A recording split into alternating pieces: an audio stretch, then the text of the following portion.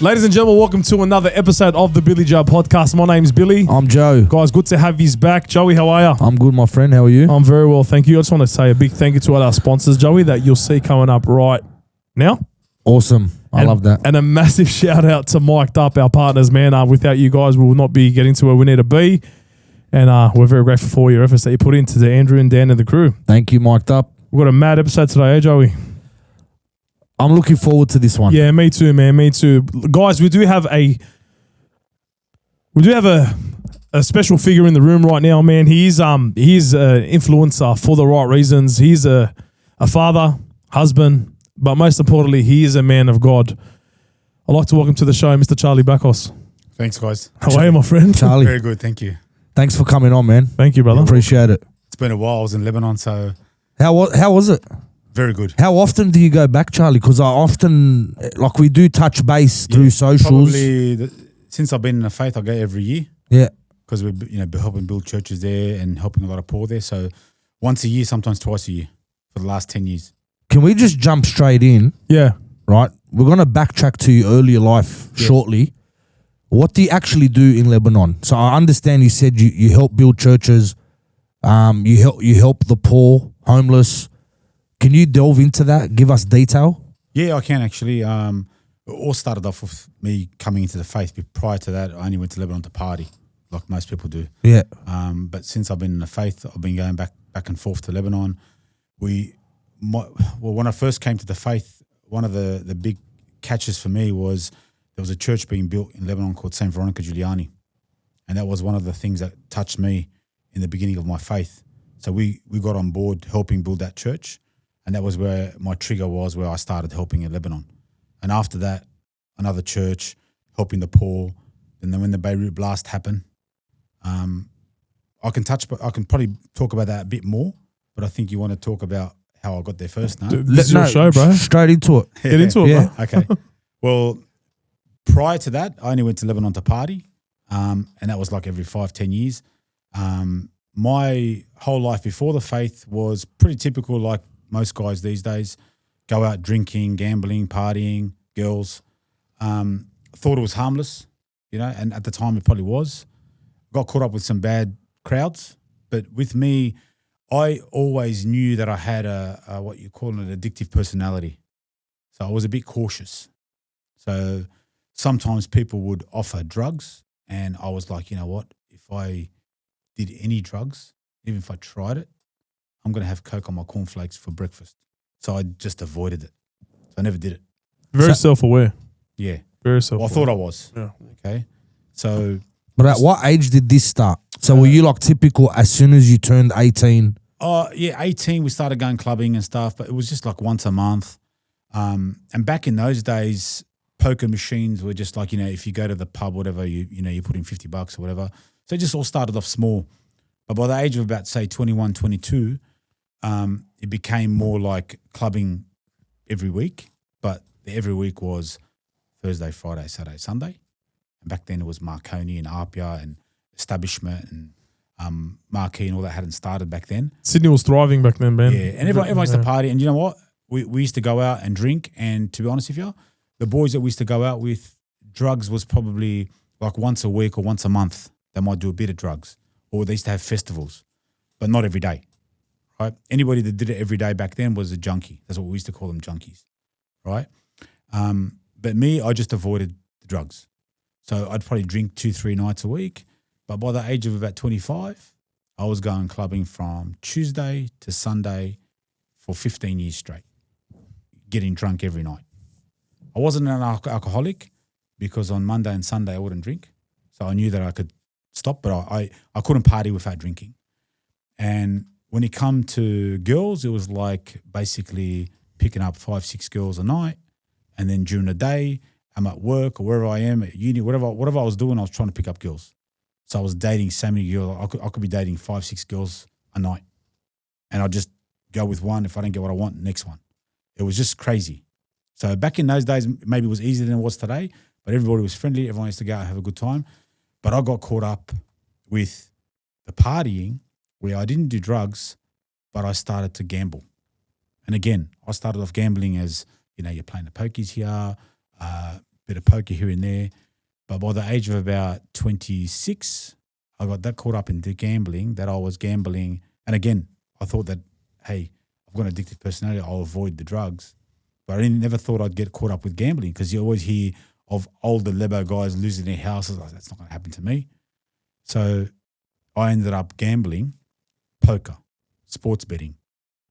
Whatever I could gamble on, I was gambling. And the problem was I started gambling from Monday to Sunday from 6 in the morning to about 3 in the morning every day for about 15 years. From morning till night? Yeah. Like we're talking, like work is your second option. Like well, no, I'll give you a typical day. Yeah, elaborate. Okay. Yeah, I'd love to see This that. is Monday. So Monday I'd wake up, and because I thought I was so intelligent that I wasn't gambling, I was analysing the sports. I'd go on there and see who's injured in the NBA and, you know, who's out for the season. And I'll do all this analysis on my computer, checking out who am I going to place my bets on, because I'm not a gambler in my head. I thought I'm someone who is just like when people play poker. An analyst. Yeah. And poker, there was people that you play poker with that would play poker tournaments and say, hey, we're not gamblers. We play poker as a sport. And they actually believe it, right? So I was playing poker as a sport and I was gambling as an analyst. So I'd check out all the bets. I'd wake up at 5 in the morning researching for 2 hours of all the NBA games. Then I'd drive 7 o'clock in the morning to go have breakfast before I get to work. And I was managing a call center here in Parramatta. I'd go to work before everyone comes on the computer and I start placing all my bets. Then all my staff come in. I'd get everyone onto the computers, call center. They do their work. I'd be managing them and I'll be just watching all the bets while I'm playing. So I'm working and betting all day, right? By the time it hits 3 o'clock, all the NBA games are finished pretty much. I collect my wins or my losses, and then I'd go straight home, get changed, and hit the casino where we had a Monday night poker tournament every Monday and Wednesday. And I'd play that poker tournament, and I was that into my gambling that I was playing the poker tournament. And do you guys know anything about poker? Yeah. Okay. They always say poker's a patience game, and I'm someone who's got no patience. That's why I don't play it. All in. I will play every hand. All in on pocket twos. Yeah. 2-7 offsuit, I'm all in. Yeah. Okay. I once played in a tournament in the casino, $2,000 buy-in, $200,000 first prize, and they call it a straddle. So if you're second last to call, right, I raise without looking at my cards. Everyone goes, what are you doing? I said, it's called a straddle. Straddling, yeah. So I'll raise big in a tournament. And anyone's going to bet against me, I'm going to go all in. Did you ever punch on with anyone because you were doing that? They thought I was awkward. Because that etiquette's not very friendly. No, but a straddle is part of the game. Yeah, that's so true. it's not something unorthodox. So when I straddle, if anyone's going to re-raise me, I'll re-raise them without looking. Or I'd go all in without looking. That tournament, I was the second chip leader. I was the chip leader on the second day with triple the stack of the second guy behind me. Wow. By straddling every time I had an opportunity. So I was gambling while playing tournament. I was just giving people, they were going crazy. So you're gambling. And if I missed a hand, like if I didn't play one hand, I'd get off and put a sports bet on. And at the same time, I'd message girls just in case I got knocked out of the tournament, message girls. I'd message 4 or 5 girls, what he's doing tonight. If any of them say yes, then I've got them as backup. This is a Monday. Right? Wow, bro. Right. Then when I'm finished, if I get knocked out of the tournament, I might put $200-300 in the poker machines and I'll go straight to, so for example, I'd go clubbing, but Monday was on my clubbing night. So I'd go to the strip clubs in the city of La Crosse on a Monday night by myself. And mates were like, oh, strippers, you can't take them. No. I'm picking them up and I'm taking them home. I'm taking them to a hotel or whatever. That's how I was. I didn't care. I was ruthless. How was it? How was your Tuesday if that was your Monday? Did you go to work? Did you back it up Tuesday? Yeah. Every day. That's what I'm saying. Oh, you backed it up every day and you backed up work every day. But the weekends was when I really, like Thursday to Sunday was when I started going to IV and Marquee and like really partying. And I was living what you would call a triple life. So my mates that would party with me, they didn't know I was a gambler. I was ashamed of telling them I was a gambler. So we'd go to the casino, park the car, and hey boys, let's go to Marquee. I'm like, let's go around, you know where Black Restaurant is? Let's go that way because if I walk through the poker section, everybody, hey Charlie, what are you doing? Yeah, true. How do you know all these guys? So I would avoid. With the valets and all that, they go through there, yeah. So I used to go to Marquee, party in Marquee, every 2 hours go down and put a couple of bets and come back up. So I was picking up girls and gambling and partying, and it was just, I'm telling you, 15 years straight of maybe 6 to 7 days a week.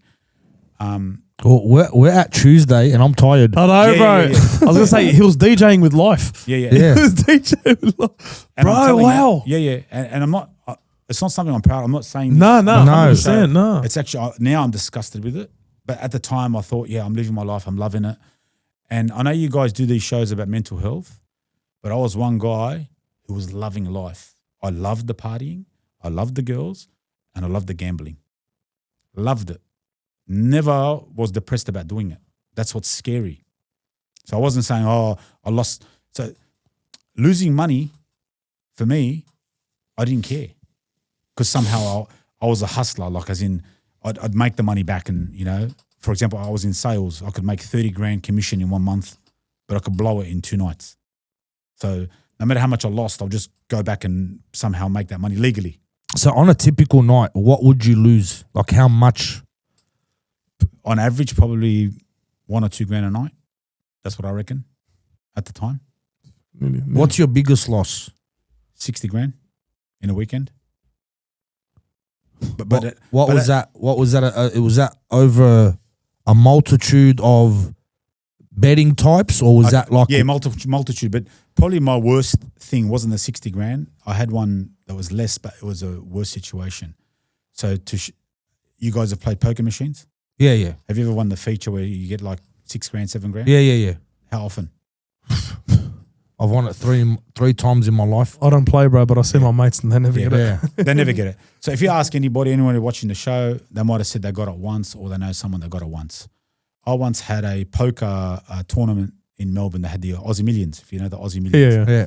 So I would tell my family I'm going down for the tennis, to watch the tennis. Wimbledon. Yeah. The Aussie Open, sorry. So what I did was the boys that were poker mates of mine, they booked all the hotels and stuff, and I booked the hotels. And the Tuesday, I was going down Thursday night. Tuesday, I got my pay, like 3 grand, okay, and I gambled it by Tuesday night. I had $50 in my pocket. So all the boys are ringing me. They already went down to Melbourne on Wednesday, and I was coming down on Thursday night. I said, boys, look, just, you know, they go, you paid for your flight, you paid for your accommodation. Yeah, I know, but I got something on with work and I just made up an excuse. But let me get back to you. I'm thinking $50 won't even pay my cab fare in Melbourne Yeah. to get to the hotel. I said, no, I've got enough to lose. I left work early that night, or that afternoon, sorry. I went to a pub in Cabramatta. I said, I'm going to put $50 in this machine. If I win $1,000, I'm going to Melbourne. If I lose the $50, I'll just cancel the trip. I put the $50 in the machine. The very first hit, I got the feature, 6.5 grand. Okay. You're going to Melbourne. I've got to Vegas, bro. I'm going to Melbourne, but listen to this. So again, I gambled it down to 5 grand because I'm greedy. Yeah. I left 5 grand, took the cash, went home, rang the boys, said, boys, I'm coming tomorrow. I put the 5 grand in my room. I took $1,000, went straight to the casino. I said, try my luck again. I got the feature again. I got the, what do they call it? The jackpot. Yeah. 7.5 grand. 2 jackpots in one day. Gambled the 7 grand, went home. 2 hours later, no, I got to do it again. Went down to the high rollers. One of my mates was in the Sovereign room in casino. Over there, it was like. You went home, then back? Yeah. Where are you living at this time? I live in Ashbury, 20-minute drive. Yeah, 20-minute drive. Okay. Yeah. So I went back to the casino. High rollers room over there, they had just started these machines where you could put $500 bets if you wanted to. Okay. I thought, I'm not going to do 500, I'll do 100. I did it. I won the jackpot, 9 grand. 3 jackpots. Anyone's watching saying I'm lying. I got 3 jackpots in one day. All up after I gambled a bit of the money, I had about 22 grand. Went down to Melbourne, 22 grand. Poker, strippers, nightclubs, drinking, partying, till Monday, come back with $50 in my pocket.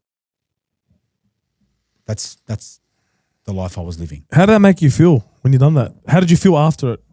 I felt like on the Monday, no, but Yeah. not during. Yeah, after. On the Monday, you're back in Sydney. Going off Bill's question, how did you feel Monday? I felt like rubbish. But the sick thing about this, and please do not watch this and say, well, I want to go gamble. I'm going to get to a point where I was that twisted because I was a gambler, addicted gambler, that I would say to myself, I feel like rubbish, but what I would say was, I won 22 grand, means that from $50. So if I've got 500, I could probably win 200 grand. If I got 5,000, I could win 2 million. It's never ending in my mind. Possibilities start playing. That's with gambling, and it all starts, right? When I started gambling, it starts off for some reason, they call it beginner's luck. Yeah. When you have your first win, you think, this is easy. You think this is going to happen every time. But it doesn't. But it sticks with your mind. It stays in your mind that you keep chasing that time. Yeah, absolutely. You're still chasing it. But it doesn't happen. And you'll go a period of 2, 3, 4, 5, 6 months with no wins.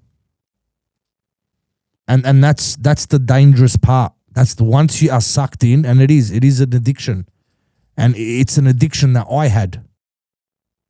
And it's hard to get away from. No, absolutely. I was lucky enough, it didn't cost me a house. Right? I used to always and I would budget, but when I say budget, it wasn't like I wasn't paying mortgage.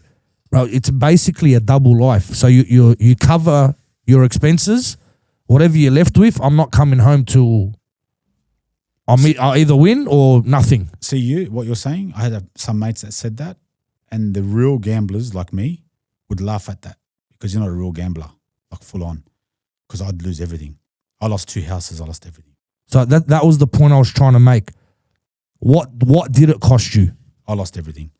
I bought a house in Belfield in 2003. So this is before you had the addiction? During. You bought the house during? Yeah. So no, I'll tell you what happened. My parents, when I was 19, my parents convinced me and my twin brother to chip in and buy a house in Ashbury. We bought a house with my parents. How much? Back then it was 190,000. So we chipped in, we borrowed 90,000 and we put 25,000 each. I was like 19, 20 years old. So we bought this house. In what year? That would have been about 1995, about Yeah. 30 years ago. All right.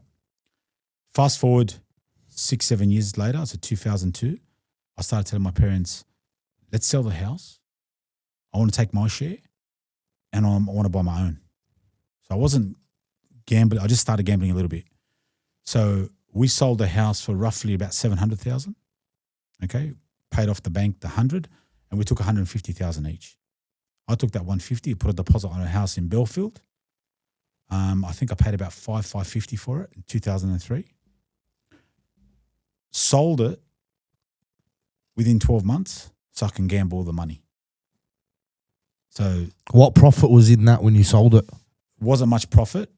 It was probably about 50 to 60,000 plus the 150, so I had about 220, right? But I gambled the whole 220, right? And so, how long? Back then in about a year. That house today is probably worth about 2.2. Yeah, I was going to say over 2 million in Belfield. So really, if I just held on to it and paid it off, I would probably have about 1.7 million in what do they call it? Equity. Equity. Yeah. So you could say that I gambled 1.7 just from the house if you really want to talk about it. Yeah. Real figures. Yeah. Right. That's just one thing. I had other investments that also lost everything and borrowed money from family. So to really, really go rewind, when I was 5-6 years old, my parents brought me up as a Christian that would never steal. If the orange tree, the oranges were hanging off into our yard, I'd say, Mum, can I take that? She's that's stealing. We wouldn't even take the oranges. So I would never steal. But when I was gambling, I got to the point where I'd borrow money from people, from family, from my parents, without them even knowing I'm borrowing it, just to gamble, and then I'd lose it. So technically, I'm stealing the money. But in my head, I'm psychologically saying, hey, when I win the money back, I'll put it back. Yeah. Can I stop you there for a sec? When you say without them knowing you were borrowing it, what do you mean? You were taking it without them knowing, or you were lying to them saying? No, taking it. No, he's stealing. Stealing money from my parents. But the addiction in my head, I'm borrowing it, but I'm stealing money. Like my mum would say, have $5,000 under her bed. I'll take the money. Which brings me to my next point. When you have an addiction, especially gambling, drugs and all that, I've noticed a lot of people, Joey, you probably vouch me with this. I look at them and think, bro, by all means, do not get me wrong, boys. I'm not a saint. I'm not perfect. I'm not going to say here, I've never done this, I've never done that. Please, I'm not that guy. But I've seen people turn into, people close to me. Yeah. Very, very, very, I've seen it happen not once, not twice, but thrice. 3 times, at least. I've seen them turn into something, bro, that... You become a monster. Something or someone. I'm like, bro, this is not you. This is not you. I want to know you. Like, not you. I'm just saying in general, these people with addictions. You can probably explain this to me. Yeah. What's the mind frame like? What's the logic behind? What's the method to the madness on how they're thinking? I'll tell you. Bro, so I watched a documentary once, and they got an addicted gambler. Let's say I'm the addicted gambler, and you're not non-addicted. Okay, they scan the brains. When you're happy, it goes green. When you're sad, it goes red. They got you who is non-addicted. You put $100 in a poker machines and you win 500. Your brain goes green. You take the 500 and you run. Fucking enough, I'm running. Yeah. See, you're running. And anybody watching who's not an addicted gambler, yeah, I'll do the same thing. When you put the $100 in there and you lose, your brain goes red, you get angry, upset, and you still leave. The addicted gambler like myself, now whoever's watching, if you're thinking like this, then you're sadly an addicted gambler. You put the $100 in and you win 500. Your brain goes red. You go upset because you know you should pull out, but you want to keep playing. When you lose the $100, your brain goes green. You go happy because you know that you can put another 100 and keep playing. It was a documentary, and they showed this scan on addicted and non-addicted gamblers. And when I watched it, I was like, that's me. And whenever I say this to somebody, like yourself, you're like in shock. When I say it to a gambler, he's like, that's how I feel. Are you the same? They're in shock because that's the psychology behind it. Okay. So my mate who was not an addicted gambler, he always say, Charlie, you gamble to lose, don't you? And I was like, he's right. It's true. But I'm gambling to lose. That's what I'm saying. When I lost that 21 grand, I'm thinking, hey, I could have put, instead of $50, 500 and won 200,000. I would have gambled at 200 anyway. If I won 20 million, I was losing the 20 million. No matter what. I've been in that situation, bro. The boys we've been at the pub or whatever over the years, bro. They're up $9,000, $10,000, $12,000, bro, right in front of me. And they're just going. I'm like, and me, every slap is a stab in the heart. It's a stab in the heart. So, and my heart jumps a beat. I go, bro, like, that's 12 grand. Bro, like, it's not, the algorithm's not going to give you more. Like, surely it's not going to give you more. Like, it's not, bro. It's not. And I'm like, they're like, no, just a bit more. I'm like, and every 100, I've actually had dramas, bro. I've gone nose to nose with my best mates in the middle of a pub, punching on because I've held their money and I haven't given it to them and they want me to give it to them. And I'm like, bro, I'm not giving it to you. I'm not giving it to you. I've held their winnings. I'm not. It's actually got physical. Got to a stage once where I threw the bundle. I go, bro, fuck you. I threw it. Wow. I had enough. It's gone that bad. But yeah, Charlie, thanks, bro. Look, I've got a wife and a kid and I've got family. I'm saying this not because I'm proud. Of course. It's embarrassing, but I want people to listen. This is going to help, Charlie. I want to help people. That's why I'm telling the stories, because if this can touch someone at home, and there's young guys maybe watching going, hey, I'm a bit like Joe, that, I'm a bit calculated. But guess what?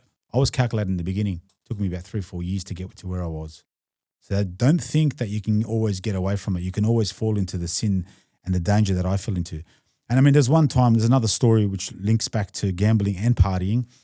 I was at the casino and I was in sales.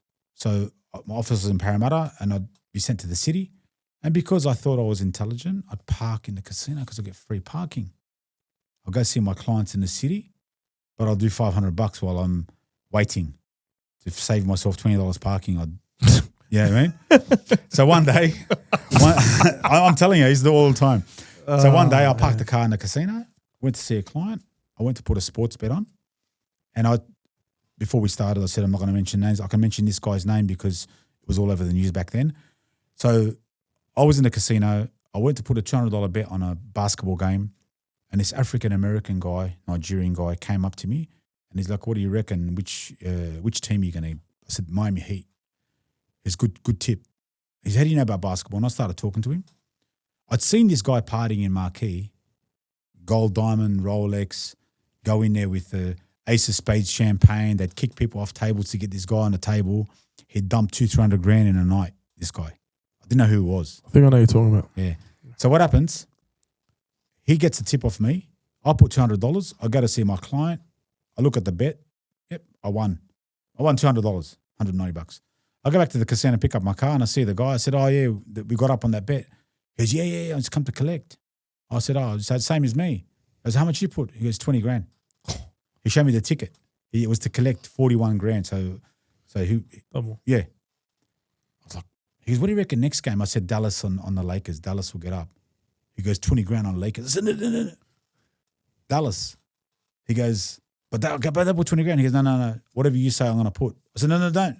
He put 20 grand on Dallas and they won. Oh. He gave me his number. We exchanged numbers. We started going to the strip clubs. We started going to Marquee.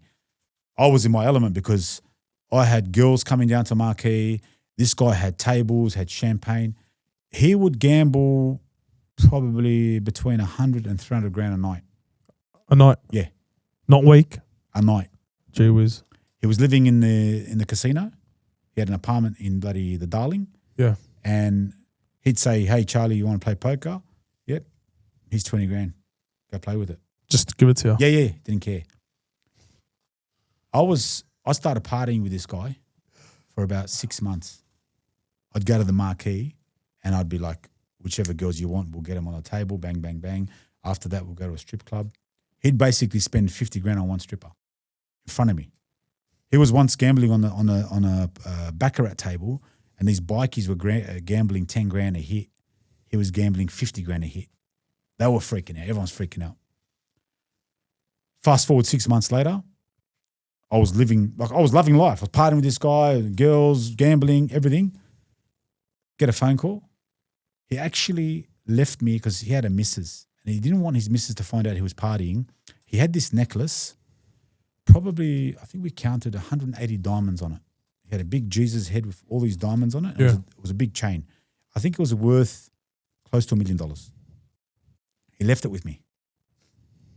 I ring him up to give it back to him. Yeah. And his missus calls me. I said, what's going on? She goes, his name was LaShawn. She rings me up and she goes, they've arrested him. I said, arrested who? She goes, Sean. So what are we talking about? They've arrested, who's arrested him? She goes, FBI. We haven't got an FBI in Australia. What are you talking about? She goes, trust me. So I ring up his mate. He goes, Charlie, calm down. The night before, I had dropped off the chain. I was hoping I had left the chain with me. I'd given him the chain the night before. Yeah. To his mate. So his mate, I went to see his mate, and guess what? He goes, Charlie, I'll tell you everything. What's his name? His real name is, I think it was Tabichi Anawara. You can Google it. Tabichi Anawara. He was a fugitive from America. He was on the FBI most wanted list second after Osama bin Laden for fraud of over $300 million.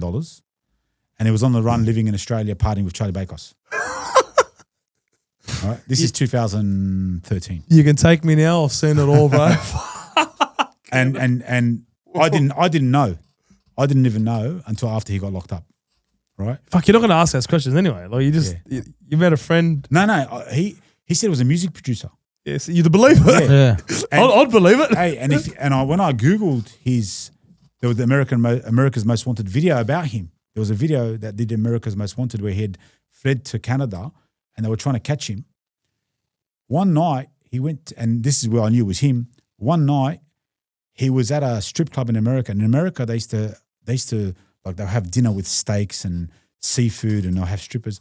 And back then it was P. Diddy. Walked into the club and he was dropping money, 50 grand, 100 grand. This guy opened up his suitcase and he threw like 300-400 grand at the girl. P. Diddy walked out like he was like, man, I can't challenge this guy, and walked out. And it was in the actual video clip. And when I went to jail, I visited him, he said, yeah, that was me. I guess that stories are true. So people might be watching going, oh, cool story. I wish I was living that life. Hey, it was cool at the time. I was having my fun. Like I was having my fun. The problem was gambling, drinking, girls, all these addictions, right? Except for the drugs, which is what most people do. it started catching up. Now, when you asked me earlier, was I enjoying it? I was loving it. I didn't even have one regret. Even at the time, I grew up as a Christian, right? But I went to church when I was younger, but my parents never how was it? Childhood and all that? They took me to church in Arabic. I didn't understand a word. Yeah. My parents never read the Bible. You just ticked the box. Yeah, just tick the box. Had to go. Yeah. But when I came to 17, 18, I just stopped going. I started going once every 2-3 months, once every 6 months, and I started partying and just that's it. I'd go just to sometimes go once every few months just for that. But they instilled the faith in us. Remember I told you they told us not to steal but you know, when you fall into the addiction, everything is all gloves are taken off. So it got to the point where I believe Jesus was there when I was gambling and he was helping, because a lot of people say, oh, you had a lot of bad luck. Like I'll give you an example. Sorry. I would put 11 leg multis. I'd gamble. And every single time I'd get 10 legs. There was one time I put a $200 bet to win 11 grand. I think it was overs and unders in basketball, to show you how bad luck I had. I got the first 10 legs. The last leg was at 2 o'clock in the morning. And they had to score under 180 points. And they were on 133 points with 3 minutes to go. I jumped in the car, went straight to the casino, because the casino was the only one that was open to collect my 11 grand. At that time? Yeah. I get there. It says, this bet's not paying yet. What's going on? I checked the scores. It went into overtime. Oh. No, but that's fine. They can't score 50 points in overtime. Triple overtime, 181 points. It was supposed to be under 180. It went to 181 in triple overtime. So I lost 11 grand. People will say, you had the worst luck, Charlie, every bet. But I believe that God was allowing me not to win those bets, because if I won those bets, I'd continue doing what I was doing. So that's where the penny dropped? Yeah. But what happened was it got worse, where I got to the age of, I think about 39, 40, partying at Marquee, Ivy, gambling every night. And I had lost so much money, lost houses, lost businesses, lost everything. Where I've never really shared this story, but I'm going to share it anyway. My parents don't watch this stuff, so if they watch it, they're not going to understand. My mum at the time had put $60,000 in a bank account, okay, in my name, so I can buy a unit. So every time I lost money, she thought I had a bad business transaction. Put 60 grand in a bank account. She went overseas. She come back, she had a heart attack, but she survived. Thank God. Then the year later, she went back to Lebanon, and I got caught up with some bad stuff, bad businesses. I'm not going to mention the names and stuff, but I got ripped off like almost $500,000. So I went through bankruptcy.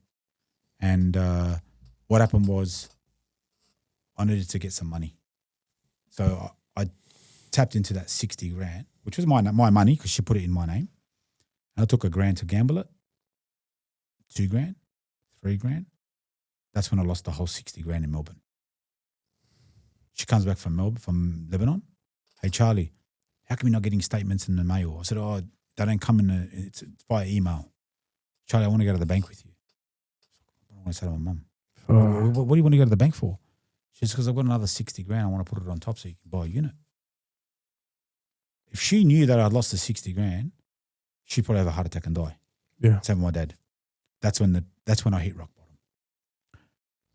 And that's when I went to the park to kill myself. That's it. I had no other options.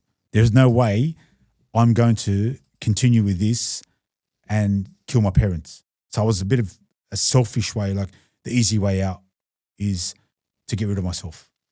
But then it started playing in my head. Even if I do that, they're not gonna handle both situations. What are you going to say about that, Joey, about suicide? Can I I'll stop you there, Chuck. I actually didn't know that. Not many people know that. Yeah, me too.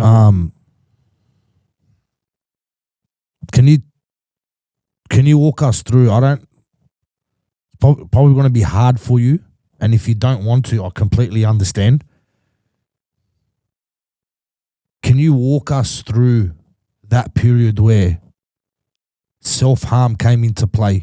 Your mindset, like really give us the detail, you know, whether that moment where you're in your bedroom when it first came to mind, was it that instant moment when mum wanted to go to the bank? You're like, maybe if I get rid of myself or get rid of the problem.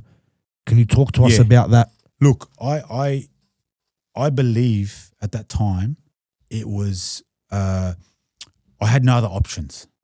Like I got to the point where like I'd borrow $5,000 from somebody and I'd give it back to him once I win. I got to the point where I couldn't even borrow $100 because the people that were close to me wouldn't even trust me with $100. So I couldn't even, sometimes I have no money for food because I'd gambled all the money. So I couldn't go out with the girls. I couldn't party.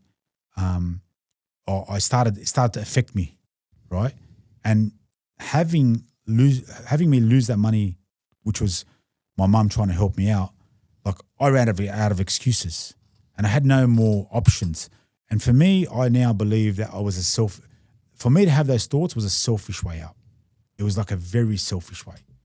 And that's what it wasn't like, hey, I'm mentally something wrong with me. I was just selfish. I was like, you know what? I can't face my problems, okay? I can't stop the gambling. I did believe that I could stop the gambling, right? But I wanted to keep gambling. And I had no solutions and I had no one to turn to. So I don't even know if 100% I would have went through with it because I didn't even know how to do it. I went to a park near my house and just started thinking, how am I going to do this? Like I didn't even have a weapon. I had nothing. I was just sitting in the park thinking, that's it. I'm switching my phone off. I've got to work out how I'm going to do this. At that point, my brother rings me up. Now, my brother was older than me, didn't know I was gambling, asked me to change $10,000 for him into American dollars because he was going to Lebanon. So I went to the money change and I rang him up and I said, look, the guy's giving me a better rate if you wait 1 or 2 days. And he goes, yeah, no worries. So I went and gambled that. Then I rang my brother and I said, listen, because I gambled it. I rang him up and I said, listen, this guy's promised me if you want another 20 grand, he'll give you like an extra 3 cents in a dollar. He said, yeah, no worries, man. I can wait a week. No problem. And he's got no idea. No idea. So I took 20 grand off. So is this? This is before the suicide part. So this is before the 60? Yeah. This is after the 60. But before, like the same time, pretty much. Like just after, like the next day. So now you're trying to recover the 60? Yeah. Plus your brother's 20? Yeah. So now I'm hitting rock bottom. I'm in the park thinking, how am I going to get? So my brother's ringing me and he say, oh, has the money come in? And I'm thinking, I was about to switch my phone off, yeah? And I looked at the phone, I think my brother's calling me. And I said to myself, you know what? I'm thinking about getting rid of myself. I don't have anything to lose anymore. My only thing is I'm going to try God. I hit rock bottom. When I say rock bottom, I hit rock bottom. And my only opportunity was God now. So I thought to myself, you know what? I hear all these stories about people conversions, people coming back to the faith. God's been, I believe, when they say, when did God come to you? He's come to me from day one. I was the one rejecting him. I believe I've been rejecting him my whole life. So I thought to myself, you know what? Why not try God? I've got no other options. So my brother answers, and I said, listen, I'm at the park, and I'm going to do this to myself. What are you talking about? I said, you're 20 grand, I've gambled. My mum's 60, I've gambled. I've lost this, and I've lost that, and I've lost everything. If you want, I'm at the park, but I won't be here for too much longer. He comes to the park. Calm down, relax. I'll back you up. I'll help you. I'll spot you. Don't worry about my parents, this and that. I said, if you can help me, that's all I want, and I'll pay you back your money. I'll work for you for free until I pay you back my money. I'll do what I got to do. So my brother backed me up, started paying back my debts. I started going to my cousin who runs a charity, QMHR. I started going to church talks to just learn about the faith because I had no idea. And that's how my conversion happened. That's the beginning of how my conversion happened. You want to ask anything before I continue? How do you think this would have ended if your brother wasn't there?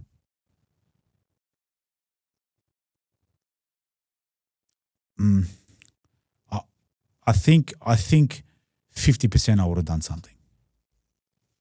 I don't think 100%, but I think 50%. But the other 50%, I don't know what solution. There was no other solution. I was not telling my parents. But I want to put something to you.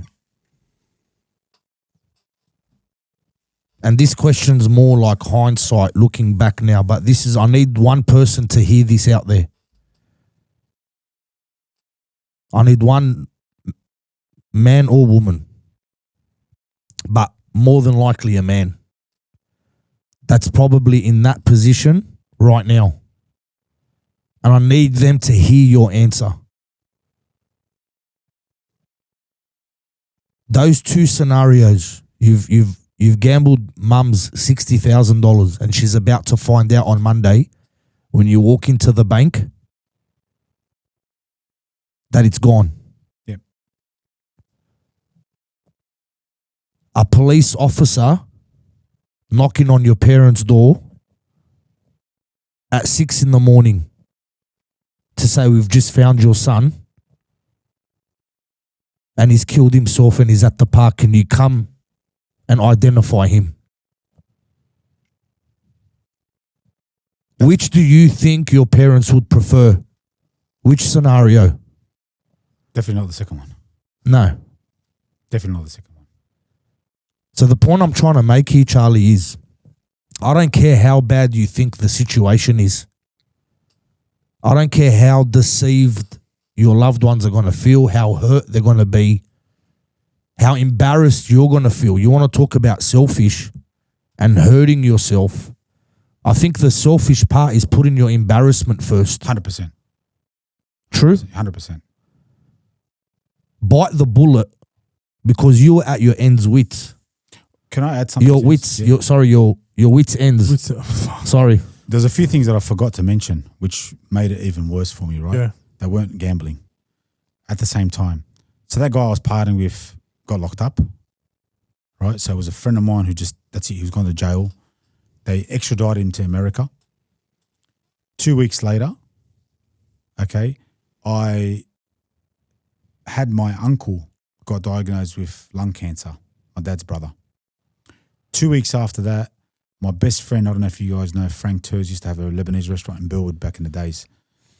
He had to go to rush to the hospital, had a heart condition, ended up having a stroke. 3 months later, my uncle Peter passed away. 2 weeks later, my friend passed away. So I had my uncle passed away, my mom had a heart attack, I lost all this money, my best mate passed away, the other guy got locked up, and I gambled everything. So all that pressure on top of the gambling.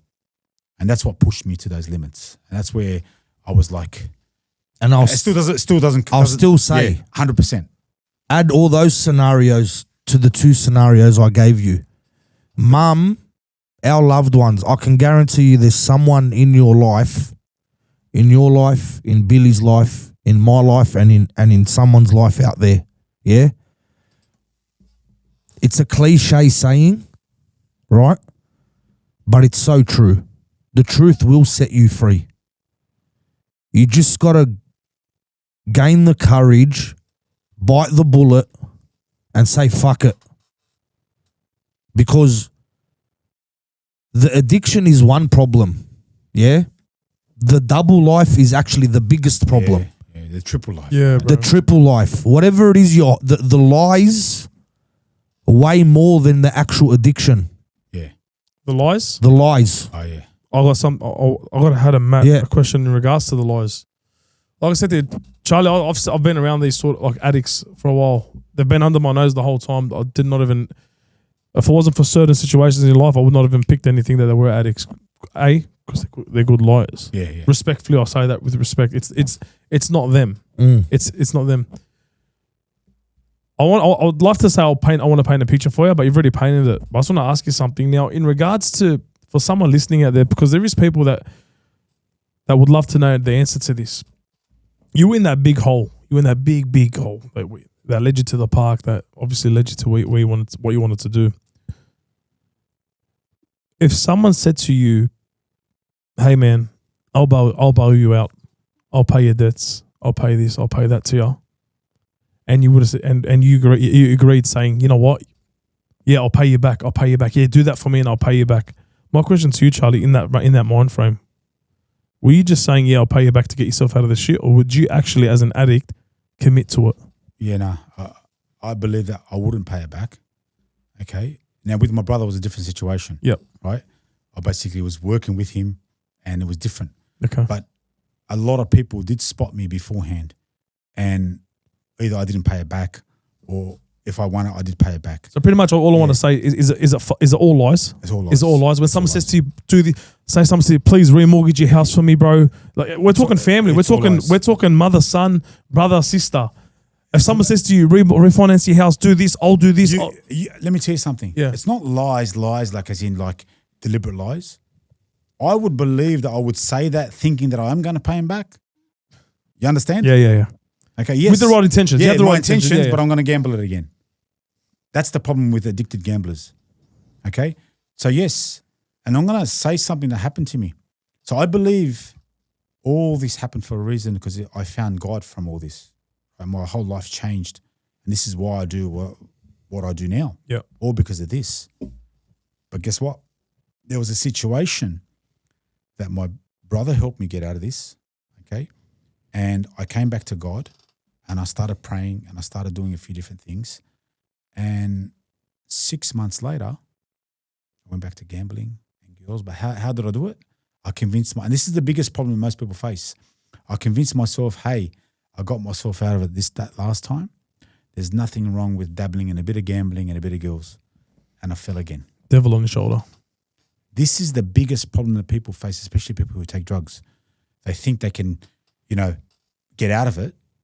And then once they're out of it, I'll do a line here or I'll gamble a bit here. And that's what happened to me. And again, that happened to me, but I believe God allowed it to happen because I learnt from that mistake.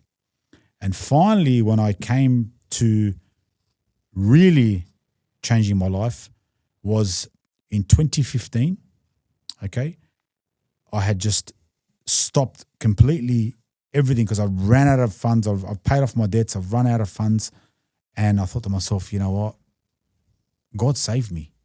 And here I am pretty much mocking him, going back to my old ways.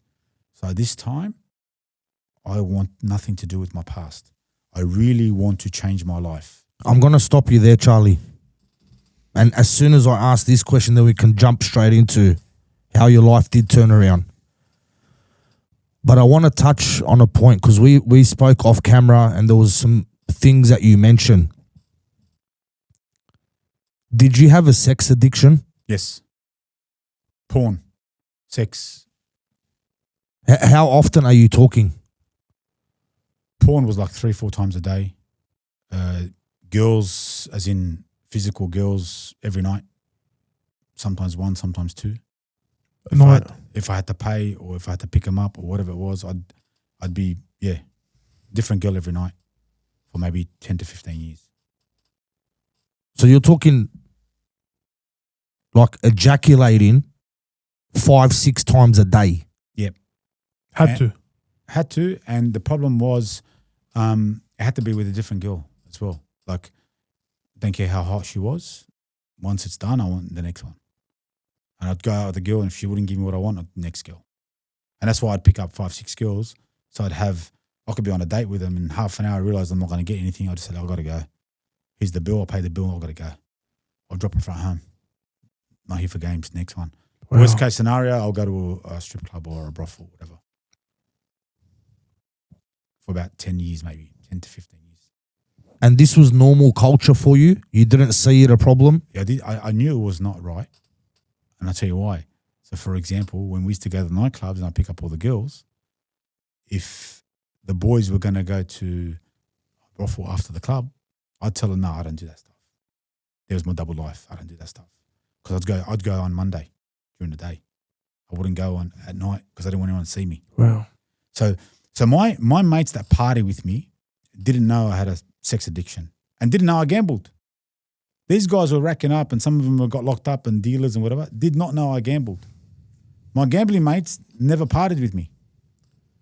I had 3 different lives. And then I had, on Facebook, Like people think I'm big on Instagram and that. Back in those days, I was the first food blogger before food bloggers. I was food blogging 12 years ago, right? I was posting pictures of myself with 6, 7 girls in the clubs or in the strip clubs on Facebook.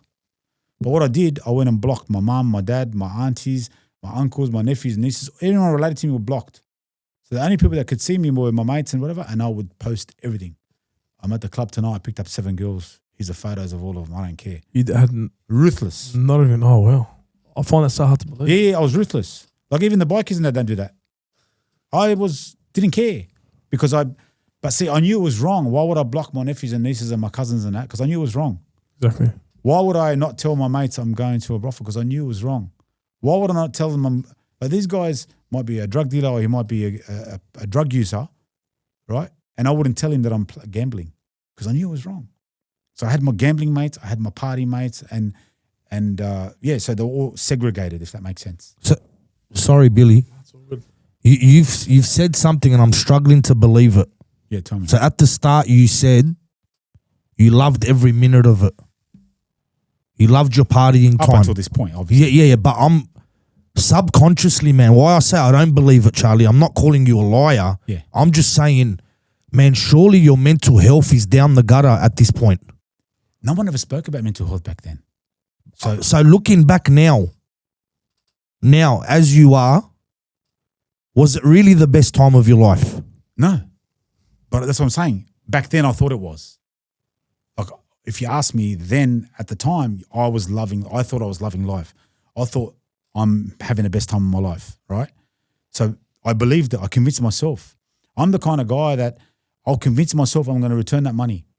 Like I said to you, I'm not going to lie, but I actually believe my own, like, you know what I mean? Does that make sense? You believe your own lies. Yeah. You believe you're lying? Yeah, that's right. Simple as That's that. right. Yeah, That's right. It's as simple as But that. I don't think I'm lying. Does that make sense? Yeah, absolutely. Yeah. So even at that time, how can I give? I'll give you an example. I once lost my license for not drink driving like that. I lost my license for using the mobile phone, speeding 10 k's over the limit, Just whatever. losing your points. Lost the points. So my lawyer said, "Look, you want to get your license, you got to do a traffic offenders course." Now I had just stopped drinking. I just came back to the faith. Yeah. And in the traffic offenders course, 12 hours or 10 hours talking about if you drink this midi, you're going to have a car accident, and these people died from car accidents from drinking. It was all about alcohol, nothing to do with mobiles. It was just alcohol. They kept talking about if you drink a vodka, you can only drink 1.5 vodkas, and you can drink this and this. 10 hours of talking about alcohol. At the end of the whole thing, I grabbed the guy next to me and said, where's the closest pub, man? I want to go for a drink. Because you haven't drank for 2 years. I go, but after this 10 hours of talking about it, I feel like I want to drink. Like now we're talking about gambling. I'm going to go home thinking about gambling.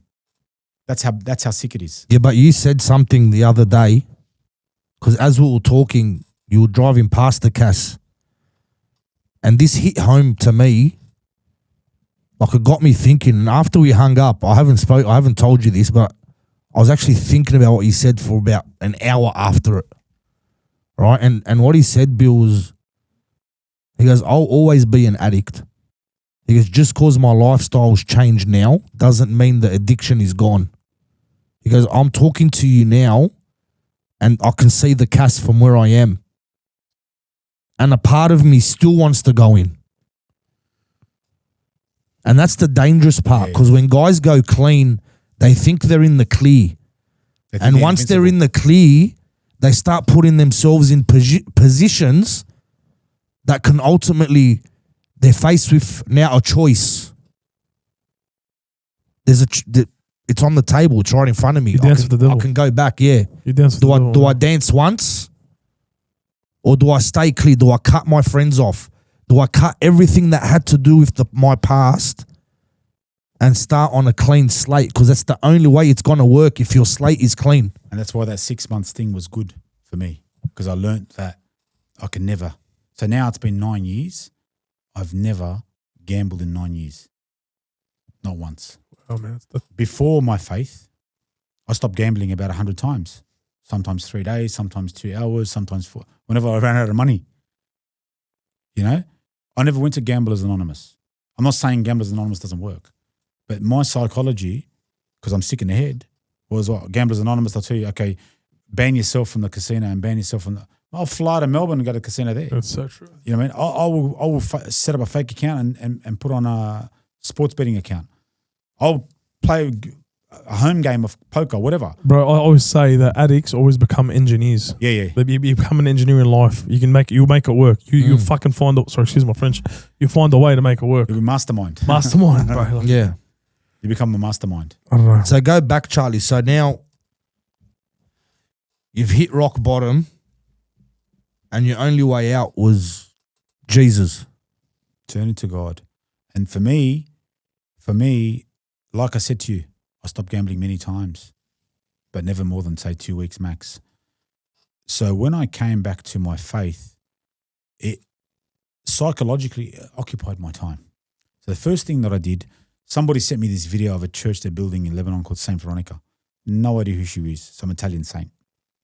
And I watched this video and I was like crying because I was like, it feels like this saint is calling me to help build this church.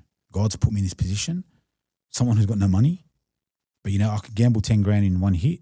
Maybe I can spend Lent where we fast. And me being creative, I thought to myself, you know what I'm going to do? I'm going to set up a Facebook page called Saint Veronica, Let's Help Build a Church. And I'm going to stop gambling, drinking, partying and girls for 40 days. If I can do that, I'm a machine. I'll go back to it later, but let me just do 40 days. If I can do all that for 40 days, I know that I've accomplished something. But what I did was I said to myself, I'm also, the money that I'm going to gamble or the money that I'm going to drink with, I'm going to put it aside and save it up. And the normal Catholic schools, they tell you, okay, you give up chocolate or you give up whatever. It's a bit different to the Lebanese, how we fast. So I started saying, listen, guys, anybody wants to join in, you want to give up coffee, it's $3 a day back then. 40 days is $120. Give it to the church, give it to a charity, go give that to the homeless, do whatever you got to do. But instead of just giving up something, give back. Okay. Thought maybe I can come up with about 10 grand for this church in 40 days. Boys started messaging me. Hey, Charlie, you changed your life around now. I'm going through a battle as well. I said, there's a priest from Lebanon here. His name is Abu Natonios and he's at St. Shados. Thursday night mass, there's about 40 guys there. Let's go there. So I went on Facebook. I bought a rosary for $2. Auctioned it off. Whoever wants it, this money's going to go to the church in Lebanon. Some guy paid 2 grand for it. Rocks up to the church. He goes, where's the rosary? I said, you got to go to church first, the mass. He goes, I don't go to mass on a Thursday night. I said, brother, there's the door. So what I mean? I said, you only get the rosary if you go to mass. He goes, but I'm going to pay $2,000. I said, I don't care about your money. You need to come to church. He goes, all right, I'll go to church with you. Comes out. Wow, that was amazing. I want to come back next week. I started. God gave us gifts. I believe my gift was I have a gift of the gab. I wasn't a good looking guy and I picked up girls like that. Never too hard on yourself. But so for me, my mouth was my gift. So instead of picking up girls, I started using it to pick up lost souls. That's it. That's what I started thinking. So I started bringing these people to church. Within 3 months, we had 400 or 500 boys at this church, tattered up, coming out of jail, coming off the casino, whatever, lining up in the confession box, waiting to receive Jesus to change their lives around. So the church was packed. In 40 days, with the charity I was involved in, we raised $240,000 for this church. Not 10 grand, we raised $240,000. Was it during Lent? Yeah. And you came from not being close to the faith to doing this. Telling people I was a gambler. Yeah. Some people saying, here's $10,000. Yep. I'm like, but I'm an ex-gambler, yeah? No, but we trust you. Did you find that bizarre? Yeah, I found that these guys have whacked because I could easily. Because you've just come off probably the rock bottom from your life. Yeah, I thought, how do you trust me? I don't trust myself. But they saw that I was genuine and I was genuine, right? So what happened? We raised 240 grand. At the end of the 40 days, I felt like I accomplished something. Not about the money. I hadn't drank. I hadn't went with any girls and haven't gambled for 40 days. So now I'm entitled to go back to my ways. Like that's what I thought to myself. I sat there, I thought, hold on. These people have given me money to go to the church to help in Lebanon. If they see me at the casino, not only God's going to judge me, but they're going to rip me to pieces. Yeah. And I've got a responsibility. So not only did I stop doing it because of God, I didn't want to offend God, but I had a responsibility. So I stopped. You put yourself out there, bro. Yeah. And it was a good thing because it held me accountable. 4 months later, we had raised 700 grand for this church. Continued. Wow. Finished building the church. Everyone who jumped in, we started doing prayer groups. We started doing so many different things. We started helping the poor in Lebanon. Then we started helping build another church. Then when the Beirut blast happened in Lebanon, in 30 days on Facebook, I raised 450 grand just on Facebook. No function, no nothing. Just for the Beirut blast victims. Then I physically went to Lebanon and I got an exemption from the government, went there and made sure the money went to the right people so no one steals it because you don't trust no one in Lebanon. 100%. And I was there for 11 months. I remember that. Pre-COVID, peak COVID. Yeah. Peak COVID, yeah. You couldn't even travel. I went to Lebanon, spent 11 months, ended up getting married there. Just changed my whole life around. Talk to us about that, Charlie. Marriage. Okay. How'd you meet your missus? Did you come clean to her about your past?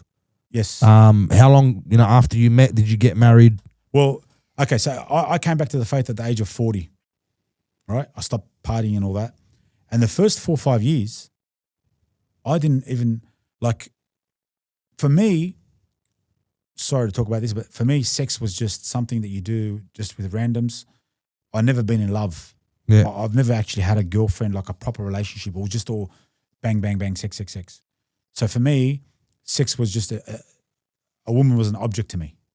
So when I came to the faith, I started looking at women like my sister, like my mother, like the Virgin Mary, had a lot of respect for women, and I changed my ways. So I was like, you know what? I don't want to do that. I just want to give my life to God. So I didn't even focus on, and I'll be honest with you, temptation of porn or whatever did come in every maybe 6 months, right? In my head a lot more often, but I'd fall into that sin. But God will keep me honest. That's when I go back to confession. I was a guy, we've been talking for an hour maybe now. Have I sworn? Nah. Okay. I used to swear I was like Eddie Murphy. I'd swear every sentence. I'd swear twice. So I went from swearing 1,000 times a day to now I swear maybe once every 18 months. It took me a while to get there. When I used to look at women, like, I want to do this, that. It was like a porn movie. Yeah. Every girl. Now, I don't even look at women like that.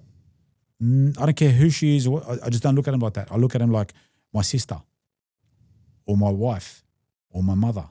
I have a lot of respect. All this is coming from my faith, right, and what I learned. But it took time. Now, 5 years later, so 4 years later, I'm in the faith, and the monks that we were helping in Lebanon, we bought them a piece of land there through the boys that helped us. They came to Australia and they said, Charlie, do you want to become a monk or do you want to get married? And I said, there's no way I can be a monk. I can't sit there and fast the way you fast and pray day and night, and I can't live that lifestyle. And I don't want to get married right now. I'm not even thinking about getting married. I just want to give my life to God. They go, but you have a vocation. You need to choose and decide. Do you want to get married or you want to give yourself to the church? Because I become a priest. I said, really? They said, just pray on it. I said, okay. He said, pray that God sends you someone like Mother Mary in her image. Okay, that sounds good to me. 2 months later, I go to Lebanon. We just finished, like, if I tell you what happened with me going to Lebanon, it was like phenomenal. I was going to Lebanon with intentions of going to help. So we did a function to finish paying off this land for the monks in Lebanon. And I announced at the function that I'm going to give up everything. I'm going to go one way to Lebanon. I had $7,000 in my bank account and a car worth about $10,000. That's it. 44 years old, and I'm dedicating myself to go and just help the poor. So my mate goes, but what's $7,000 going to do? Your flight and accommodation, you'll be back in 10 days. Just going to leave it up to God. One of the boys comes to me and he goes, man, I won a ticket at the function. I'm going to give you the ticket. Another guy goes, man, don't sell your car. Just leave it. God will provide. I said, you know what? I'll leave it up to God. He says, I'll give you a couple of grand. I go to Lebanon. I spent 4 months in Lebanon. I went to a hotel with my cousin. He leaves. The hotel owners start talking about the faith to me. And he goes to me, my wife's not in the faith. Maybe you can convert her. I said, the way you're speaking about your wife in front of her doesn't sound like you're a godly man. Give me 1 hour with your wife and see what happens. He goes, what? I sat 1 hour with his wife. She hadn't been to church in 30 years. I took her to the monk. She went to confession. I came back to the hotel. They said, you're not leaving. Leave your bags here. Whenever you want a room, you go. I spent 4 months at the hotel. They didn't take $1 off me. I spent 4 months in Lebanon, in a hotel, living in Lebanon. People from Australia were saying, hey, Charlie, here's $5,000. Give $3,000 to the poor and $2,000 to you so you can survive. Here's $500 to you. Here's $2,000 for the charity. I ended up raising over $150,000 in that 4 months for the poor in Lebanon. Spent 4 months in Lebanon and come back with $7,000 in my pocket. Didn't spend. I don't know how. If that's not God's providence. No, that's his. That's him looking after you, bro. 100%. You know, and I believe that the next year, COVID hit. I had met my wife in Lebanon. Where did I meet her? I met her at the church that we bought the land for. Yeah. She was visiting a monk and I was visiting a monk. You're not going to believe this. I'm visiting the monk and she's visiting a different monk. And I got to the church and I have no interest in girls at this time. Like I didn't want nothing to do with sexually, or I didn't want to get to know anybody. And I see my wife and I'm like, I'm here to see the monks. And I'm in awe about this girl and she's with a guy and she's probably married. Like, what am I doing, Charlie? What are you doing? Look on the floor, look on your phone. So I'm on my phone. I didn't want to look at her. Something was attracting me to her. The guy she's with ends up going to confession. One of my mates asked her, is that your husband? She goes, no, he's just a friend of mine. I brought him to confession. I thought, that's what I do with my mates. Yeah. Looked over. I thought, wow, so she's not a boyfriend. She's not engaged. Somehow we started talking. She was sleeping there that night. We slept in another section. I got to know her. We exchanged numbers. Bang, where does she live? We're in Baalbek area, 2 hours from Jouni. Yeah. Where my hotel is a place called Ghadir. Yeah. I'm 4 months in this hotel. My wife's house is 2 streets away. Oh. Wow. Never seen her. Never seen her. Met her where the monks are. First thing I did. What do you reckon that is? That's God's providence. Yeah. Right? The first thing I did, I told the monk, and he goes, so you prayed to Our Lady? I said, yeah. I go, man, she's angelic. She's not like the porn stars I'm used to. There's something about her that's attracted to me. And it was an attraction like, I want to spend the rest of my life with this girl. It was a different click. Yeah, it was a different click. It wasn't, yeah. Different. Okay, sure. But it was like, I just knew. At the age of 45, I met my wife. 44, sorry. And for 4 years before that, I had no interest in meeting anybody. So I come back to Australia, went back and proposed, got engaged, come back to Australia again to round up some money. I got no money. Yeah. So I can get married. Mind you, I told the monk, like, can we have a meeting with you? He goes, yeah, we'll do like a, what do they call it when you marriage class? But not a marriage class. We weren't married yet. Yeah. He's like, I'll get to meet her and we'll get to, he goes, first thing he does, he goes, look, Justine, I don't know you, but I know Charlie. I want to get to know you to see if you're suitable for Charlie. But let me tell you a bit about Charlie. And I thought, okay, man, he's going to give me a good rap, this guy. He knows I've helped the church and this and that. Of course. He goes, Charlie was a womanizer. He lost all his money gambling. He was an addicted gambler. He's got a short temper. He's got short fuse. He's got no patience, this, that. He goes, if you're willing to accept his past, if not, walk now. She goes, he's already told me and I know about his past. I want to be with him for his future. And that's it. Threw you under the bus, but I worked there in your favor. Yeah, because we were honest, right? Yep. And she knew that my love for Christ, and I fell in love with how she loved Jesus and I loved it. So it was like a connection that we had. Charlie, I want to ask something, man. There's a lot of people, like you said, your past. You spoke about your past here. The past could have come back to haunt you. You know what I mean? It could have come back to haunt you. For people, there is people, like I've touched on this before, there's boys out there that are on the drugs, on the coke, on the drink, on the punt as well. I've mentioned as well that you become something else when you're under the influence of an addiction, Joey, whether it be the cocaine or something. How do you deal with it, bro? How do you deal with all the mistakes you've made, all the stuff that's pretty like You know, that's shameful now. We're looking back at it, but because you were addicted and under the influence of alcohol and gambling, and you look back and think, oh man, shit, I can't believe I asked this person this, or I done something like this. Does it ever play on your mind, bro? Do you ever get that anxiety? That shit, I shouldn't have said that. I shouldn't have done that. What was I thinking? What was I? No. Now, like for example, in our faith, we see St. Paul. St. Paul was called Saul. He used to be on the road to Damascus killing Christians. Okay, and then Jesus came to him and he converted and he became one of the strongest apostles in our faith. A lot of people had conversions, right? There was a lot of saints there was one saint that a lot of people say I remind them of. His name's Saint Augustine. Saint Augustine was a womanizer in his late 30s. His mum was a saint, Saint Monica, and he was a womanizer, drinking, partying, girls. And I think he hit 40. He gave up everything and he ended up becoming a saint. So, like, for me, that past, if you ask me if I could change it, I wouldn't change it because it made me who I am today. Everything I've done for the faith and how I am with the faith is because of my past. If I didn't hit rock bottom, I didn't go through what I went through, I wouldn't be able to help people. And yes, if you ask me, do you still have temptations? People go, oh, Charlie, you know, you're in the faith now, you've got Jesus with you. No. I still have temptations. Nearly every night I get tempted to go back to gambling. But I fill up my life with charity work, with helping people with addictions. 24/7 I'm doing something. One thing me and my wife promised each other when we met was we will never use the word bored in our home. We'd never have time to be bored. Never. Once you're bored, the shaitan comes, starts tempting you. That's where the temptation, you go back to your sins. Gambling, drinking, drugs, whatever it is. I can vouch for that, bro. I've said it, Joey, even with the whole DJing thing with me, I started getting bored. Yeah, that word, I've never looked at it like that. Bro. Very dangerous. That's the problem. It's the boredom. I got bored I'll say it now on camera. I started getting bored of DJing, bro. So what did I start doing? I started getting on the drink during my sets. What's alcohol lead you to? Extracurricular activities. It's a domino effect, and it's boredom. You're right. It's boredom, bro. Yeah. I've got the podcast. I've got people in Lebanon on medication. I've got the monks in Lebanon who are helping. I've got people here with addiction. I've got rosary groups, church groups. Non-stop. My day doesn't stop. Okay, you've named 7-8 things, right? And they're all positive things, Charlie.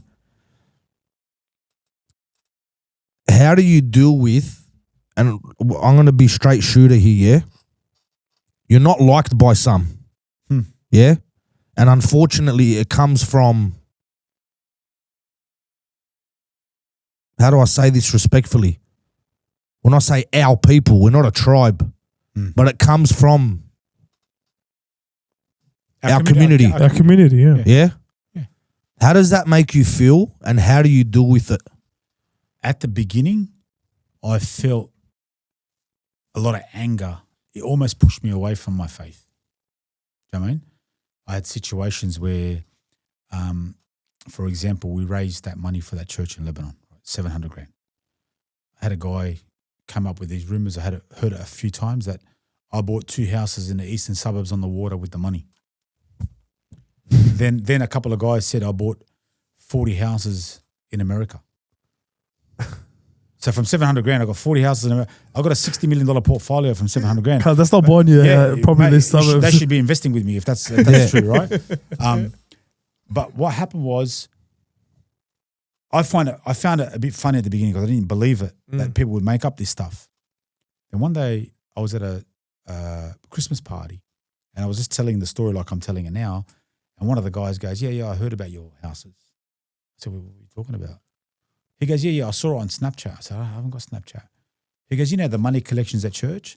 He goes, I seen you in Snapchat video collecting the money. I said, I don't do money collections at church. He goes, yeah, 3 weeks ago. And I remember I was at St. Charles and someone actually gave me the same year and I had to do it. And I was like, wow, how did you know? Because I saw the video. Someone recorded you and put a video of you collecting the money in the church and they put it on Snapchat and said, Charlie collecting money for the houses. So this was a running joke now? Yes, this is a guy in our community, in our church, filming me doing a money collection and making like And, you know, like someone outside our religion wouldn't do that. This was someone in our own community. And I was like, at the beginning, I was very angry. I heard stories that I'd stolen money from the charity. I had done this and I'm doing this for attention and on whatever, right? But what would give him the whiff of that, though? What would give him a whiff of that? Either they would hear, for example, now I'm telling my story. A lot of people have heard that I used to be a gambler or whatever. Yeah. So a lot of people say they're gamblers. They don't want to see me move forward that way. Do better, be better. Not better. They don't think it's better. They think that I'm judging them. Because I had guys that I used to gamble with going, who are you to mock gambling when you used to be one yourself? It's almost like I'm mocking them. Yeah, but I'm not mocking them. I'm not even talking. 90% of those guys blocked me on Facebook ages ago when I came to the faith. So a lot of people don't even talk to me that I used to party with or whatever. But now they're starting to come. When somebody has cancer, when a child's in a coma, when someone's sick, they reach out to me. They don't know that I know that they gossiped about me. So when they reach out to me wanting help, I just show them Christ. I help them. I don't say, hey, I told you so. I don't even let them know that I know that they gossiped about me. Yeah. So I show them a different side and I win them over with love.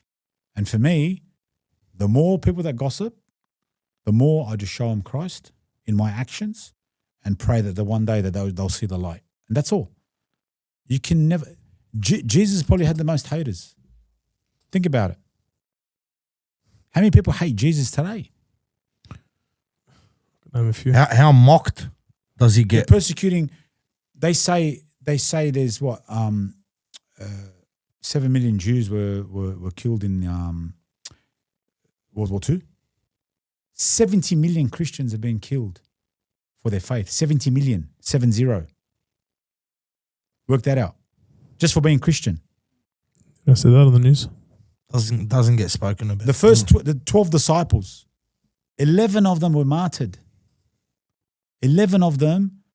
One of them was crucified upside down. St. Peter was crucified upside down. He said, I will not be crucified like Jesus. Crucify me upside down. I'm not worthy to be crucified the way he was. Another one, St. Andrew, they crucified him. If you see the Union Jack, that X is St. Andrew's cross. He's in an X shape. They crucified him in an X shape. So 11 of the 12 disciples were either crucified or head chopped off or killed. The first 33 popes of our church, 31 of them were killed for their faith. St. Ignatius of Antioch from Syria, St. Ignatius was, I think, 2nd century. They grabbed him and said, denounce Jesus or we're going to feed you to the lions. He said, take me to the Colosseum and feed me to the lions. They took him to the Colosseum in Rome where he was originally from in front of 10,000 people. They had 5 lions ready to eat him alive. They said, all you got to do is denounce Jesus. He said, I won't denounce Jesus. The lions ate him alive. Jesus is the most hated.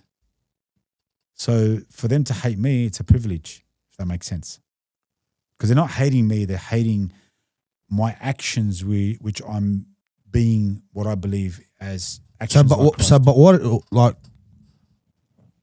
I get it, but what? Ask, I'm happy to explain. No, it's not.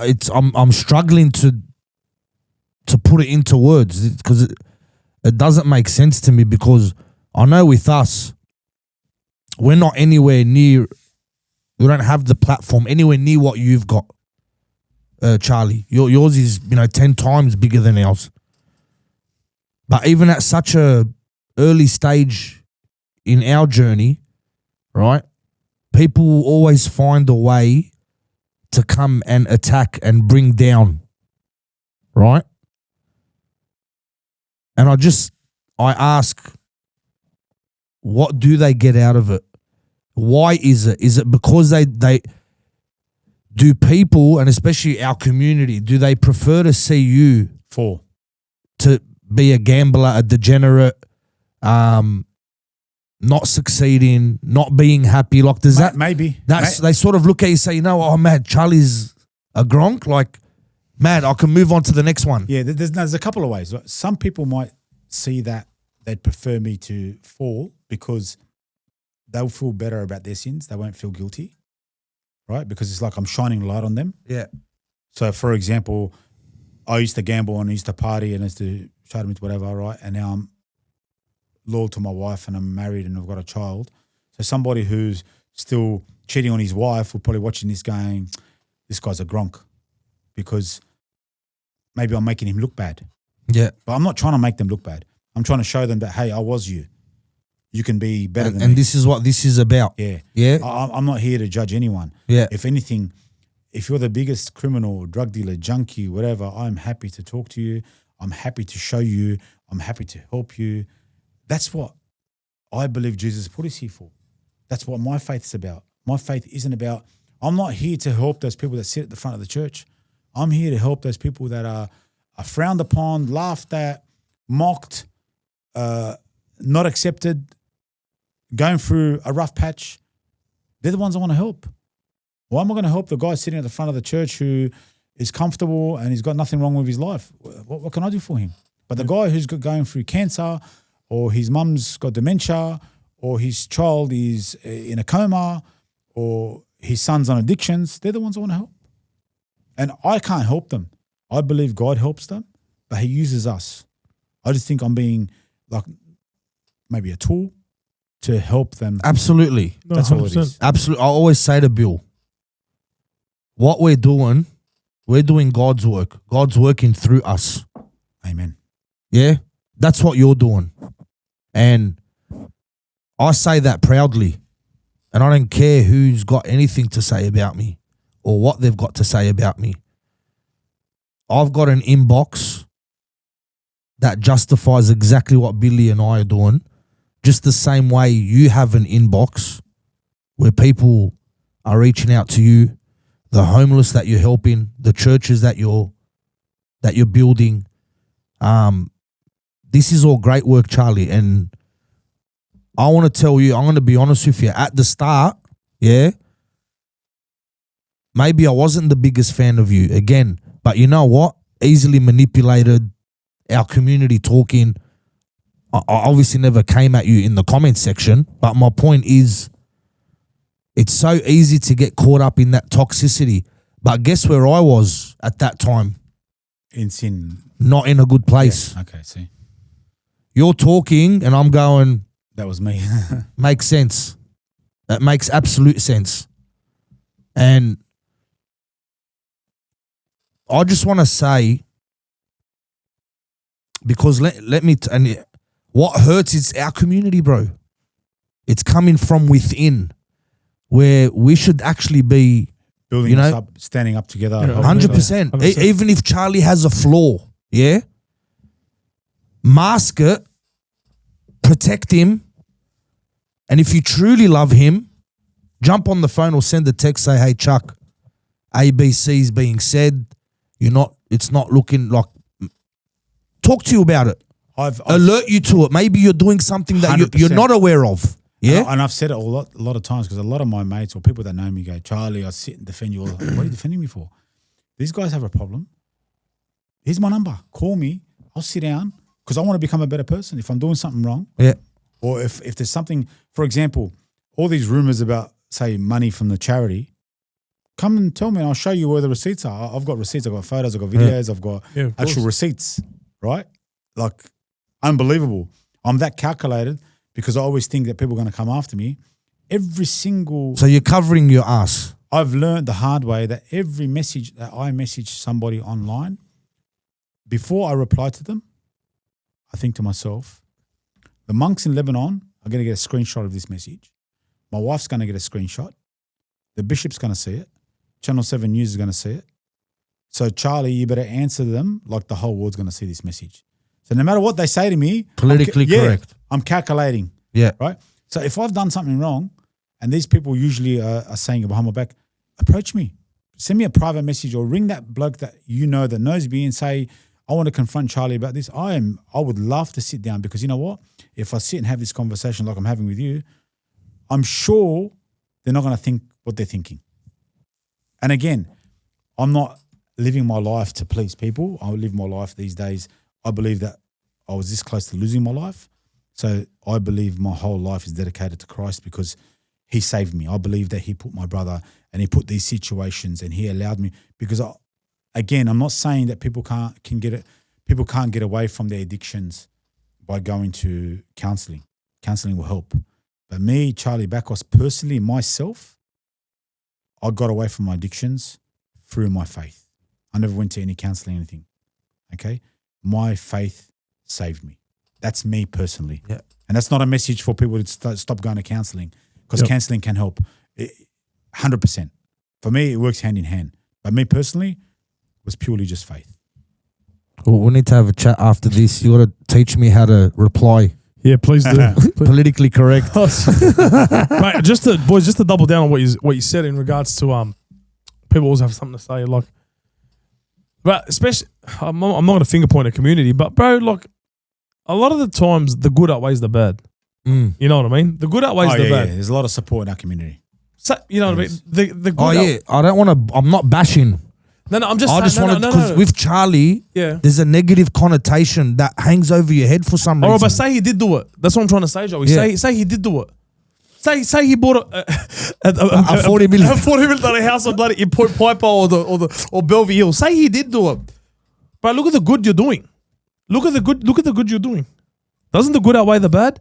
People are quick, bro. They're quick to say, "Oh, use me for an example. Oh, look at Billy, bro. He's got a podcast now. Oh, he's talking about mental health. But 2 years ago, I was drinking with him doing You know what I mean? But that's what more I'm talking about. You know what I mean? Yeah. Like, bro, all right, cuz that was us back then. That was us back then. People grow, you evolve. You know but what I not mean? the $40 million thing, because that's fraud. Yeah, 100%. Right? But you know what I'm saying? He didn't do that.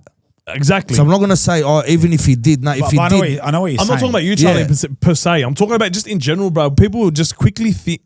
They quickly say, you know what? Yeah, he's doing good, but he done this. But bro, who cares? The good always the bad. He's hit it on the head. Yeah. Yeah. It's always someone Yeah. that's unhappy in their own life. Yeah, thank you. And that's why I feel sorry for him. I actually feel sorry. I've had so many situations like that. And honestly, I'll pray for them without them knowing. That's beautiful. And then they come to me somehow too. Like, I'm not going to tell the guy's name, but there was a guy who I knew he had a problem with me from 8 to 9 years ago when I first came to the faith. I knew there was something. I don't know what it was. I just knew he had an issue with me. And I haven't spoken to him since. And probably about 5 years ago, someone said to me, "Can you share something you posted?" And I didn't, because I knew that he doesn't like me. I just knew he hated me, actually hated me. Hate, that's power. That's a strong word. We're not meant to, bro. Yeah, I knew that this guy hated me. 6 months ago, I was going to Lebanon, and we had a protest outside the Parliament House for abortions, whatever, against abortions. And I remember 10,000 people, and I was talking there. And this guy reached out, and one of his mates said, "Oh, this and that." And he said, "You know what? That Charlie Bakhos, I don't like him. I've never liked him. But you know what? He's always standing up for the faith. He's always doing what we're not doing." And he wrote me a letter, a 3-page letter, saying that he doesn't like me. So he still doesn't like you? No. Look, just to make it clear, I don't like you. He's saying that he never liked me before. Yeah. He said he had a grudge against me, and he's always gossiped about me, and he wants to apologize. He doesn't need to do this because I don't know. I want to apologize, and God bless you for what you're doing, and you're the only one that's standing up for the faith, always risking yourself and putting yourself out there, and I've got a lot of respect for you, and I'd love to catch up with you. So for me, you'd appreciate that more than anything. Bro. 1,000%. Yeah. And for me, it's like, wow. And that's what I'm trying to say. All these haters, or whatever you want to call them, okay, keep loving them, pray for them, and when they come around, it's the biggest accomplishment. And it's happened. And to be honest with you, I don't have a lot of haters anymore. I still have some. No, it's absolutely the tide's turned, Chuck. But I'm not the first few years, I think to myself, it's like they want me to fall. Yeah. 9 years later now, like, you know what? I think this guy's he's in it for the long haul. Yeah, he's not backing down, man. It's all right. He's but you want the support. Like, I'll mention one thing. I was once in Bankstown, and a guy, actually a Muslim guy, I didn't know he was Muslim. He just came up to me and he goes, "Hey, bro, I love your stuff. I watch all your stuff." And I was like, "Okay." And he goes, he said, "I'm Muslim and I've got 5 brothers and we all always watch your stuff. But there's only one problem." I said, "What's the problem?" He goes, "I've got a lot of Maronite mates that always bag you out." I said, "What?" And he's like, "Yeah." He goes, "But we always argue with him, telling him, look, he's doing better." These guys are Maronites. but they're partying, they're doing drugs. Yeah. And they're saying to him, oh, Charlie just does it for show. It's not, So they're kind of like mocking me because of what they're doing. Yeah. And this is years ago, right? And I don't even know who the guys were. Yeah. But for me, it's like I know where they're coming from. They're probably me 10 years ago. So I understand, but it's sad that someone from a different community is defending me. Defending you and not your own community. I'm going to end it on this, Chuck. I've absolutely enjoyed this, getting to know, raw detail about you, and I hope a lot of people, because again, one thing I thought was part of your addiction was drugs. Yeah, no. And when we had the chat, because again, it's going off what I've heard, but the talk it didn't come from a negative angle. It was like, Charlie's, you got to watch this guy. He's turned his life around. He was addicted to drugs, and so that's just how it stuck. Yeah. Okay. But I hope it's cleared up, because you really haven't spoken about this. You're right. In detail. Yeah, because I've had people that are close to me when I was doing my podcast at the beginning, and they're like, "Oh, but Charlie, you never did drugs. You never went to jail." Oh, is that the talk of the town? Yeah. And I was like, "Hold on, what? To have a podcast, I have to be someone that went to jail." And Yeah. did drugs. I go, but I did my testimony once, and he goes, "How come you don't tell people you never did drugs?" And I said, "Bro, I'm telling people my testimony of what I did. I don't sit there and tell them what I didn't do. What you didn't exactly do. right. Yeah. So I'm telling people I gambled, I this. Can I ask why you never tried it? Why he's being in that environment? Because I've got an addictive personality. Like is it just that personality, or did something scare you apart from that? No. I was scared that I said to you, if I did one line, That's it. it's going to be on my That's cornflakes it. every morning. Yeah. Self-awareness, mate. I said it to you before, bro. 100%. I'm going to end it on this note. You started is it a charity, Christian Lives Matter? No. It's Christian Lives not. Matter So it's just a group. a group on Facebook. Okay, so you started Christian Lives Matter. I got one question for you, Charlie. And I love what you do for our faith. I love it. I love you, being there for the broken ones, the lost ones, and trying to bring them back. And let's make it clear. It's not about, you're not walking the world trying to convert people. You're just trying to bring people, Trying to help people that want help, and showing them how you done it, how you turned your life around. That's right. So Christian Lives Matter is a group. Does Muslim life matters? Does Jewish lives matter? Does atheist lives matter to you? Of course. 100%. The reason why I started the Christian Lives Matter page was back in those days, there was a group in America called Black Lives Matter. Yeah. Right? So everything was Black Lives Matter and minorities matter and this, and I was like, but the Christians are getting persecuted. The things are happening in Egypt at the time, in Nigeria, and all these countries, and there was a lot of persecution, but no one talks about it. Still happening. Yeah. It's still happening 10 years later. Still happening, yeah. So I started Christian Lives Matter because it seemed like no one cared about the Christian lives. So it's really Christian Lives Matter also. Yeah. Yeah. Does that make sense? So the group wasn't created because that's all you care about. No. So The group was created to say that Christian lives matter also, if that makes sense. so I'm gonna do a Billy, and I'm gonna paint you a picture, Paint it, Joey. right? Yep. So I'm Muslim. Mm-hmm. I got a sex addiction and a gambling addiction, and I'm watching this right now. Yep. Right, and I don't have anyone in my community that I can turn to because I really want to kick these addictions and change my life. Can I come to Charlie? Of course you can come to me. The problem is my way of helping people, how I was saved was through my faith. So out of respect for that person, he might not like what I'm going to say. Does that make sense? I get that. Yeah. But can you, would you not, like, would you say, yeah, look, this is how I do it. You 100%. happy? Or would you still say, right, come here. How I done it was through my faith. That's right. Give him the stepping stones of what you 100%. did, and he can then translate that into his faith. 100%. And you know what? I've done it more so with people that are in Lebanon or whatever that are poor. They need help.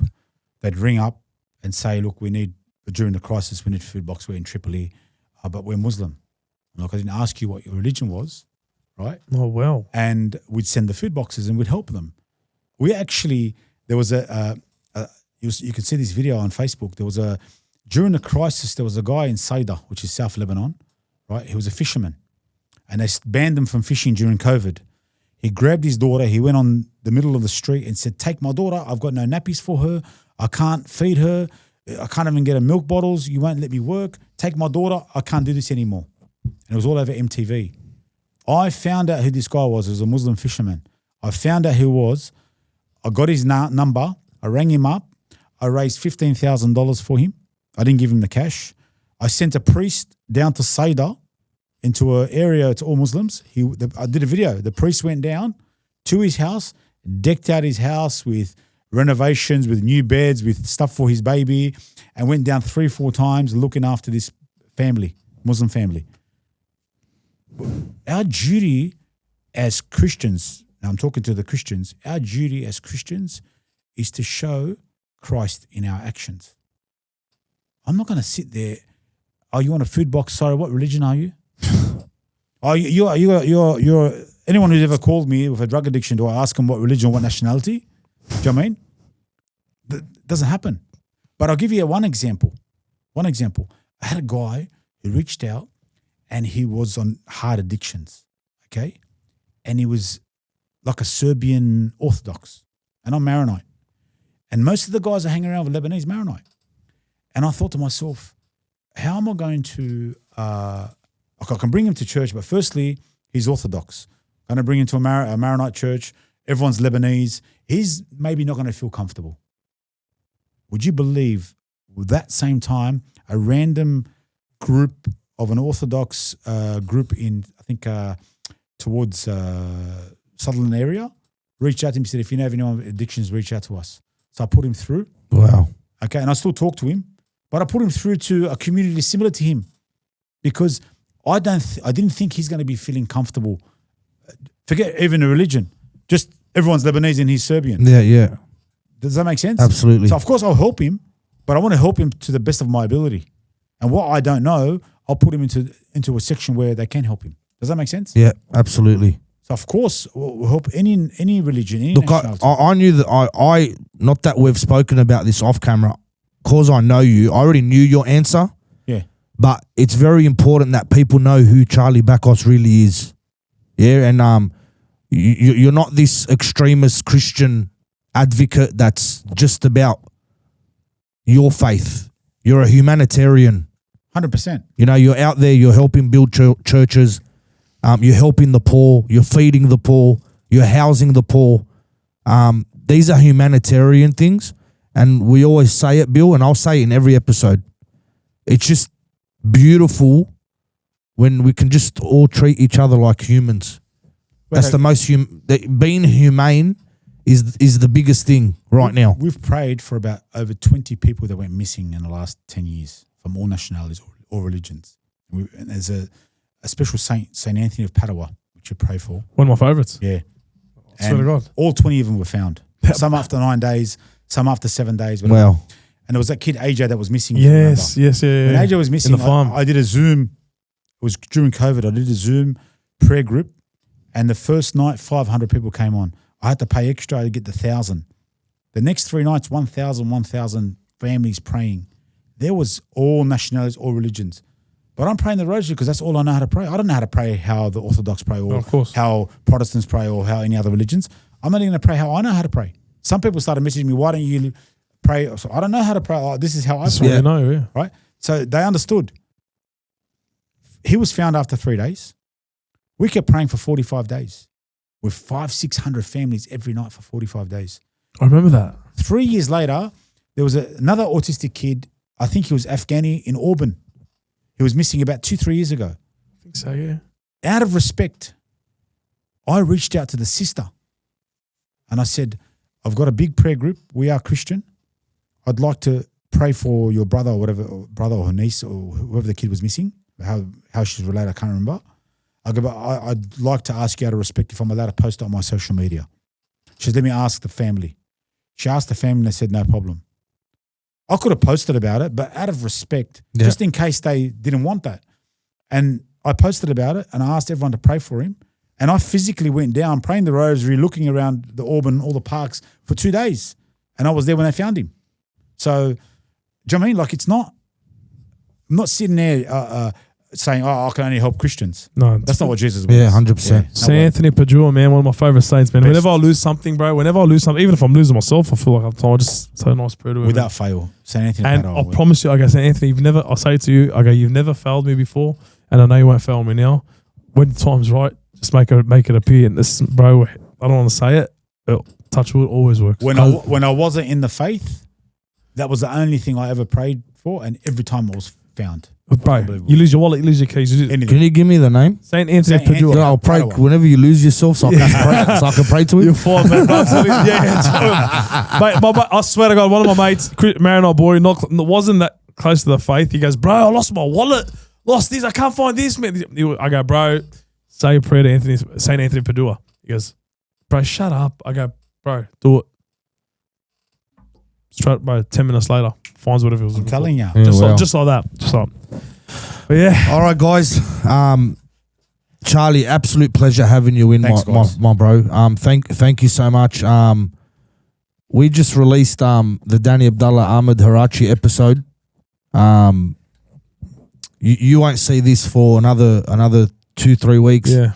But our friend Charlie, he was inspired by Ahmed walking in with a sling, with a moon boot. So Charlie thought he would come in with his own injuries. Up the ante. But we do appreciate you. I understand broken fingers. You had a bit of a fall. Yeah. And all in the name of love and trying to save a kid from getting trampled. I trampled myself. Yes. Oh, wow. So There you go. we do appreciate it, bro. Thank you, brother. It means the world to Billy and I.